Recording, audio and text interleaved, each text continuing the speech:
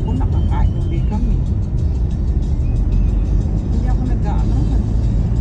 Kasi ako lang mag-isa eh. Oo nga po, mangangarag ka Wala naman akong masyado. katulong. Tama. Hindi mo na maasikaso dito. Oo, wala akong katulong kaya ang may pupunta sa akin, sabi ko, huwag na kayo magpagpa. Yung mga ano ko sa suki sa suha, yung Opo, mga di ba? boy, Kaya- mga tindera. Ginagawa ko, ino-order ko na lang